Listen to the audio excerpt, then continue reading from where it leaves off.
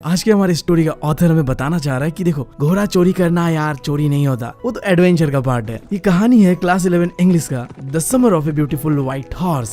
ये स्टोरी है दो गरीब अर्मेनियन लड़कों का, अरम जो कि 9 साल का है और उसका कजिन ब्रदर जो कि 13 साल का है, मुराद। ये दोनों ही बिलोंग करते हैं गैरोकेरेनियन ट्राइब को, जो ट्राइब जाना और माना जाता है ईमानदारी के लिए। मतलब इनके खानदान में जो भी पैदा होता है ना, वो ईमानदारी पैदा होता है। काश कि मेरा फ्यूचर वाइफ भी इसी के खानदान में पैदा होती, जिंदगी भर मेरे लिए लॉयल रहती यार। खैर स्टोरी पे बढ़ते हैं।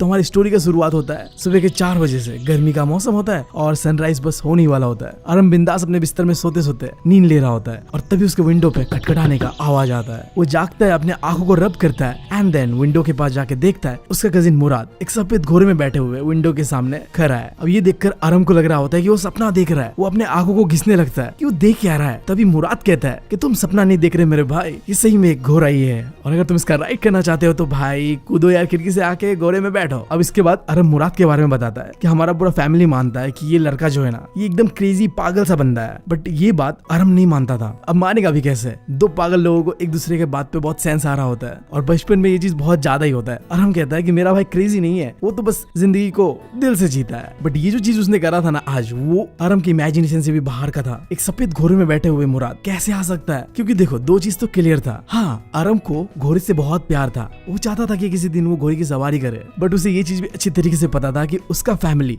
कितना गरीब है। मैंने बताया तुम्हें कि अरम गैरोकेरेनियन फैमिली को बिलोंग करता है और इस फैमिली के बारे में इतना जान लो कि इनके लोगों को खुद ही पता नहीं होता था कि इनके पास पैसे कहाँ से आते थे खाने पीने का। हम खानदानी गरीब है? हमारा बाप गरीब, दादा गरीब, परदादा गरीब, उसका बाप गरीब, सब गरीब। यहाँ तक कि इनके बड़े बुजुर्गों को भी ये पता नहीं होता था कि हम कैसे जी रहे हैं, हमारे पास पैसे कहाँ से आ रहे हैं। मतलब गजबी फैमिली है भाई साहब, एकदम सर्टिफाइड खानदानी गरीब। बट हाँ, ये लोग बहुत ज्यादा ऑनेस्ट होते हैं। ये बात सिर्फ आज का नहीं है, 11वीं सेंचुरी से जब वो एक समय में अमीर हुआ करते थे तब भी वो इतने ही ऑनेस्ट थे जितना आज है। फैमिली के जितने भी मेंबर थे ना, वो अपने आप पे बहुत प्राउड फील करते थे, पहला चीज तो। और दूसरा, ये बहुत ही ज्यादा ऑनेस्ट लोग थे। और तीसरा, ये सही और गलत के ऊपर विश्वास रखते थे कि जो चीज सही है सही है, जो चीज गलत है गलत है। पूरे खानदान में कभी भी कोई किसी के मजबूरी का फायदा नहीं उठाता था। चोरी करना तो दूर की बात है। बट मुराद ने ये क्या कर दिया था, पूरे खानदान का नाम डुबा दिया भाई साहब। अरम को सीधा सीधा पता चल रहा था कि मेरा भाई कजिन मुराद ये घोड़ा चोरी करके लाया है। तो वो पूछता है कि भाई तूने ये घोड़ा कहाँ से चुराया है? बट मुराद बी लाइक मुराद, वो अपने भाई की बात को ऐसे इग्नोर करता है जैसे यार मुझे मेरा क्रश इग्नोर करता है, और कहता है जल्दी से खिड़की से कूदो और घोड़े में बैठो, हम राइड पे चल रहे हैं। अब इस बात से अरम को क्लियर हो गया था कि हाँ, ये घोड़ा तो पक्का चोरी का ही है। बट वो कुछ कहता नहीं है। वो भी दौड़े दौड़े खिड़की से कूदता है और घोड़े में आके बैठ जाता है। क्योंकि बताया मैंने तुम्हें अभी अरम को भी घोड़ा बहुत ज्यादा पसंद था। उसका सपना था कि वो कभी घोड़े की सवारी करे और वो सपना आज पूरा होने जा रहा था। तो वो कैसे ही मना करता। दोनों भाई बिना अपने फैमिली को बताए सुबह सुबह निकल पड़े थे राइड पे।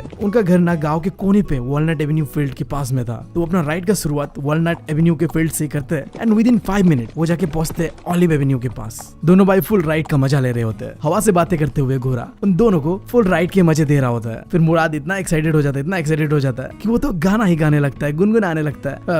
गुनगुनाने क्या, खाकी लगता है, वो दहाड़ने लगता है बिल्कुल जियान की तरह। सही बताओ ना तो ऐसा तो मेरी बहन भी करती है। मतलब बहुत अच्छा गाती है वो, मैं बता रहा हूँ बहुत अच्छा गाती है। इतना प्यार किसी से पहली बार आ रहा हो।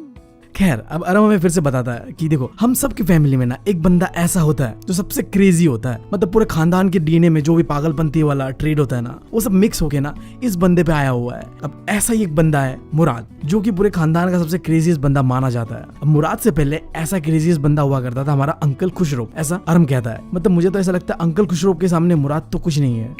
अंकल खुशरोव के लंबे लंबे बाल थे और दाढ़िया सैन वाकिन वैली में सबसे लंबा दाढ़ी तो अंकल खुशरोव का ही था। और ये बंदा बात बात पे हर किसी के ऊपर चिल्ला देता था, इतना शॉर्ट टेम्पर्ड था। हर किसी को चिल्लाते हुए यही कहता था, इट इज नो हार्म, पे नो अटेंशन टू इट। एक बार तो क्या होता है, अंकल खुशरोव बार्बर शॉप पे बैठे हुए अपना दाढ़ी सेट कर रहा होता है और तभी उसका बेटा अरग दौड़े दौड़े आके कहता है कि हमारे घर में यार आग लग गई है पापा। अब ये देख के भी अंकल खुशरोव का यही कहना था, इट इज नो हार्म, पे नो अटेंशन टू इट। बगल में बैठा बार्बर भी सुन के ये शौक हो जाता है। वो खुद कहता है, अरे भाई तुम्हारा बच्चा कह रहा है कि घर में आग लग गया है। वो बार्बर के ऊपर चिल्ला देता है, इट इज नो हार्म। अब समझ जाओ ये इंसान कितना क्रेजी है, कितना पागल है। मैं तो सोच रहा हूँ कभी अगर इसका बीवी किसी के साथ भाग जाए तब भी ये यही कहेगा, इट इज नॉट हार्म, पे नो अटेंशन टू इट। अगर इसका कोई बेटी होता ना तो मैं उसको लेके भाग जाता सही में, और बंदा यही कहता, इट इज नॉट हार्म, पे नो अटेंशन टू इट। खैर जो भी हो, अब अरम कहता है कि मेरा जो कजिन है मुराद, वो भी एग्जैक्टली ऐसा ही है, वो नेचुरल डिसेंडेंट है अंकल खुशरोब का, जबकि मुराद बेटा था अंकल जोराब का। अब जोराब यार बहुत ही प्रैक्टिकल बंदा था, अंकल खुशरोब की तरह नहीं था, बट मुराद बिल्कुल अंकल खुशरोब की तरह एक नंबर का क्रेजी बंदा था। देखो यार, क्रेजी तो मैं भी था एक समय में। जब मैं छोटा था ना, तो मेरी एक दोस्त हुआ करती थी, उसने मुझसे कहा था कि हम बड़े हो गए ना शादी कर लेंगे। हम बड़े हो गए और उसने शादी भी कर लिया, बट मुझसे नहीं। उसने बच्चे भी पैदा कर लिया, बट मुझसे नहीं। मैं तो यार अभी सिंगल ही हूँ। खैर, स्टोरी पे वापस आता है। बैक टू प्रेजेंट, दोनों भाई राइड कर रहे होते हैं और थोड़ी देर राइड करने के बाद मुराद अरम से कहता है कि अब तुम उतर जाओ घोड़े से, मैं खुद अकेला राइड करना चाहता हूँ कुछ देर। तो अरम कहता है क्या तुम मुझे भी राइड करने दोगे अकेले? तो मुराद कहता है वो तो डिपेंड करता है ना घोड़े के ऊपर कि वो तुम्हें देगा कि नहीं देगा। तो अरम कहता है हाँ, घोड़ा मुझे क्यों नहीं देगा राइड करने, देगा। अब इसके बाद मुराद कहता है हाँ देखते हैं, अभी के लिए तुम घोड़े से उतरो और तुम भूलना मत मेरा घोड़ों के साथ अलग ही रिश्ता है। अब इसके बाद अरम घोड़े से उतरता है और मुराद घोड़े को एक किक मारता है और कहता है वजीरे रन, ये घोड़े का नाम होता होगा। एंड देन उसके बाद घोड़ा उछलते हुए दो टांग पे खड़ा हो जाता है एंड हवा की तेजी से दौड़ता है। एंड दौड़ते दौड़ते अरम और घोड़ा पार करता है एक ड्राई ग्रास फील्ड को। एंड देन फिर वो जंप करता है एक इरिगेशन डिच को। अब ये एक तरीके से नाली होता होगा दो खेतों के बीच, उसे पार करता है। एंड लगभग 5 मिनट बाद वो गीले होके वापस लौटता है। एंड अब समय था अरम का कि वो घोड़े की सवारी करे अकेले। वो थोड़ा नर्वस था, जैसे तैसे वो घोड़े पे चढ़ हो जाता है, बट उसकी फटी पड़ी थी। मुराद अरम को कहता है कि घोड़े को किक करो और भागो, जल्दी करो, सुबह होने वाला है और सुबह होने से पहले हमें घोड़े को छुपाना भी है। अरम थोड़ा नर्वस तो होता है, बट वो डरते डरते भी घोड़े को किक करता है एंड घोड़ा दौड़ना स्टार्ट कर देता है। एग्जैक्टली मुराद की तरह वो भी क्रॉस कर रहा होता है वो जो ड्राई ग्रास फील्ड था उसको, बट वो इरिगेशन डिच को पार नहीं करता है। घोड़ा ले लेता है एक रॉन्ग टर्न। बगल में एक रास्ता होता है, वहां से वो नीचे उतरकर वाइन यार्ड की ओर चला जाता है और लगभग 7 वाइन यार्ड को वो घोड़ा डिस्ट्रॉय कर देता है। अब अगर तुम्हें समझ नहीं आ रहा कि वाइन यार्ड क्या है तो मैं बता दूं तुम्हें, अंगूर की खेती को कहते हैं वाइन यार्ड। तो घोड़ा सारे अंगूर के खेत को बर्बाद करता है एंड हमारे भाई अरम को भी गिरा देता है और कहीं चला जाता है। अब इसे देखकर मुराद दौड़े दौड़े उसके पास आता है और कहता है कि मैं तुम्हारे बारे में चिंता नहीं कर रहा, मैं तो घोड़े के बारे में सोच के परेशान हूँ। फिर मुराद कहता है कि तुम उस तरफ जाओ, मैं इस तरफ जाता हूँ और दोनों भाई 2 डायरेक्शन पे चले जाते हैं घोड़े को ढूंढने के लिए। एंड विद इन 30 मिनट्स मुराद उस घोड़े के साथ वापस लौटता है। अब सुबह होने से पहले पहले ही उन्हें अपने घोड़े को छुपाना था। मुराद अरम से कहता है कि अगर तुम्हें कोई पूछे कि ये घोड़ा कहाँ से मिला तो तुम्हें बस इतना ही कहना है कि मुझे ये घोड़ा आज ही मिला, आज ही हम राइड कर रहे हैं। अब ध्यान देना इस बात को, आगे जाके तुम्हें पता चलेगा कि ये घोड़ा आज नहीं मिला था, महीने भर से मुराद इस घोड़े को राइड कर रहा था। खैर मैंने स्पॉइलर तो दे ही दिया तुम्हें। अब स्टोरी पे आगे बढ़ते हैं। दोनों भाई उस घोड़े को एक डेजर्टेड वाइन यार्ड पे लेके जाते हैं। अब मैंने वाइन यार्ड तो बता ही दिया तुम्हें कि अंगूर की खेती। अब डेजर्टेड वाइन यार्ड मतलब एक ऐसा अंगूर की खेती जो कई सालों से नहीं करा गया है, बिल्कुल बंजर जमीन की तरह है। और वहीं पे उन्हें मिलता है एक लकड़ी का घर जिसे कहते हैं वुडन बार्न। अब इसके अंदर घोड़े को वो छुपा देते हैं एंड वापस घर की ओर निकलने लगते हैं। अब जाते हुए रास्ते पे मुराद अरम को कहता है कि घोड़े को शुरुआत पे संभालना थोड़ा मुश्किल हो रहा था मुझे, बट मेरा तरीका है घोड़ों से डील करने का। मैं घोड़ों को समझता हूँ, उनका लैंग्वेज जानता हूँ। काश कि मैं भी जान पाता जानवरों का लैंग्वेज। प्लीज यार कोई मुझे भी सिखा दो जानवरों का लैंग्वेज, मैं भी अपना बहन को समझना चाहता हूँ। वो हमेशा कहती है कि मैं उसे समझता ही नहीं हूँ। अब इसके बाद अरम कहता है कि तुम ये कैसे कर लेते हो? तो मुराद कहता है बहुत आसान है, तुम्हें बस सिंपल और ऑनेस्ट रहना होगा जानवरों के सामने, तब तुम जानवरों के दिल का बात समझ सकते हो। फिर अरम कहता है कि काश मैं भी तुम्हारे तरह जानवरों को कंट्रोल कर पाता। तो इस बात पे मुराद कहता है अभी तुम बहुत छोटे हो यार, 13 साल के हो जाओ फिर तुम सीख जाओगे। ऐसा बात कर रहा है जैसे वो तो बहुत बड़ा है। मतलब ऐसा ही होता है यार, हमसे जो छोटे होते हैं हम उन्हें ज्ञान देते हैं, जैसे मैं तुम्हें दे रहा हूँ तुम किसी और को दोगे। मतलब इंडिया के लोगों को तो ज्ञान देना ज्यादा ही पसंद है कुछ। खैर टॉपिक पे आता है। अब इसके बाद दोनों घर जाते हैं वापस एंड उसी आफ्टरनून को अंकल खुशरोब अरम के घर में आते हैं। मस्त एक चेयर पे बैठ के कॉफी पी रहे होते हैं और सुट्टा फूक रहे होते हैं। एंड देन अरम के घर में आता है एक फार्मर, इसका नाम होता है जॉन बायरो। अब ये वही बंदा है जिसका व्हाइट हॉर्स मुराद ने चुराया हुआ है। आई मीन सॉरी, चुराया नहीं हुआ है, एडवेंचर कर रहा है मुराद, तो चुराता क्या है मुराद।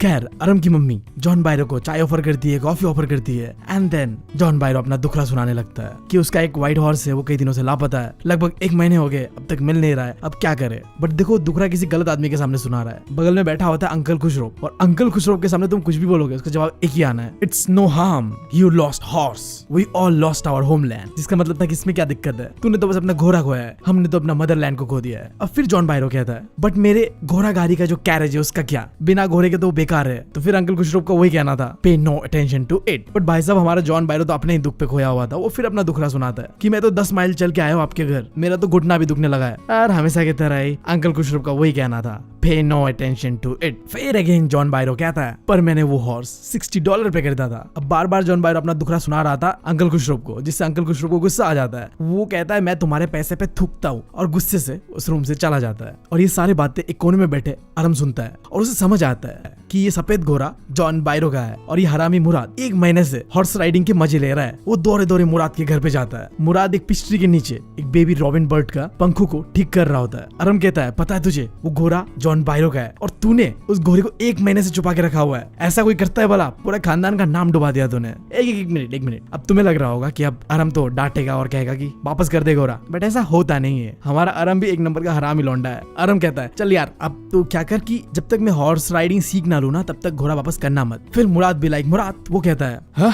1 साल तो नहीं रख सकते, इससे हमारा खानदान का नाम पूरी तरीके से डूब ही जाएगा। हम ज्यादा से ज्यादा 6 महीना रख सकते हैं। देख रहे हो, मतलब ऐसे खानदान में ऐसे लौंडे पैदा हो गए। खानदान जो कि ऑनेस्टी के लिए जाना जाता है और ये दोनों भाई साहब अलग ही चीजों के लिए जाना जा रहा है। ये सारी बातें कर ही रहे होते वो। इसी बीच जो मुराद के हाथ पे वो बर्ड होता है ना, उसे आसमान में उड़ा देता है और वो थोड़े मुश्किल के बाद फाइनली उड़ने लगता है। और इसके बाद लगभग 2 हफ्ते दोनों भाई अरम और मुराद फुल हॉर्स राइडिंग का मजा लेते हैं। हर रोज सुबह सुबह उठते हैं, घोड़ा दौड़ाते हैं, राइड करते हैं, एंड देन वो सुबह होने से पहले पहले उसी डेजर्टेड वाइन यार्ड पे घोड़े को छुपा देते हैं। इस बीच अरम अपना फुल ट्राई कर रहा था कि वो हॉर्स राइडिंग सीख ले, बट वो हर बार गिर जाता था। बट उसने गिव अप नहीं करा था क्योंकि उसे एक दिन मुराद की तरह ही हॉर्स राइडिंग करना था। ये उसका सपना था। बट कहानी में आता है ट्विस्ट। एक सुबह को जब वो घोड़ा लेके निकल रहे होते हैं तभी उनका मुलाकात होता है जॉन बायरो से।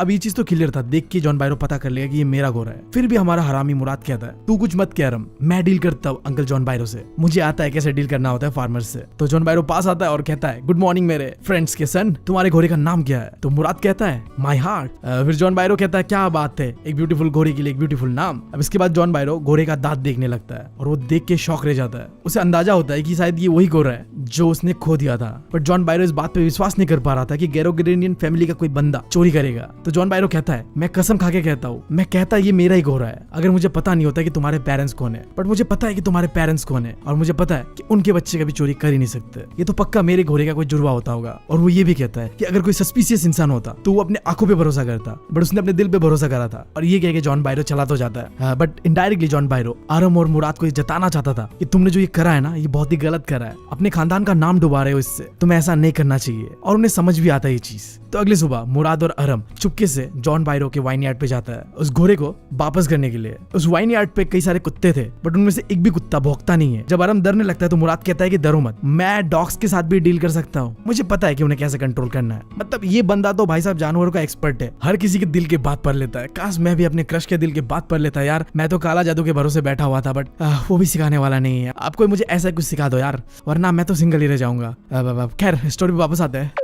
तो जॉन बायरो के वाइन यार्ड पे जाकर दोनों भाई अरम एंड मुराद उस घोड़े को वापस कर देते हैं। और मुराद उस घोड़े को एक आखिरी हक करता है क्योंकि पूरे 1 महीने उसने उसे अपने पास रखा था, काफी प्यार से, काफी दुलार से। और तुम्हें तो पता ही मुराद का स्पेशल स्किल, वो जानवरों को समझता है, उस घोड़े को भी समझता था। खैर वो आखिरी हक करता है घोड़े को एंड अपने अपने घर अरम और मुराद चले जाता है। एंड देन आफ्टरनून को जॉन बायरो अपने घोड़े के साथ अरम के घर आता है और बताने लगता है कि हाँ मुझे मिल गया मेरा घोड़ा, पता नहीं कैसे बट मिल गया। और मजे की बात तो ये है कि इस बार मेरा घोड़ा बहुत ज्यादा स्ट्रांग हो चुका है पहले से भी, और पहले की तरह पागलपंती नहीं कर रहा। मेरा घोड़ा फुल कंट्रोल पे है, अपने गॉड को शुक्रिया करता है। अब इतने दिन मुराद ने अपने पास रख के उस घोड़े को शांत कर दिया था। घोड़े को ना कंट्रोल करना काफी मुश्किल होता है, हर कोई कर नहीं सकता, बट हमारा मुराद उनमें से एक था जो कंट्रोल कर सकता था। खैर अब ये सब बातें कर रहा था वो बहुत गलत इंसान के सामने। अंकल खुशरो सुन लेता है। फिर अंकल खुशरो का वही famous dialogue, quiet man quiet, your horse is back, pay no attention. इसी के साथ ये कहानी हो जाता है खत्म। उम्मीद है तुम लोग को पसंद आया होगा। मैं मिलता हूँ तुम लोगों से अगले वीडियो में। Thank you, love you all.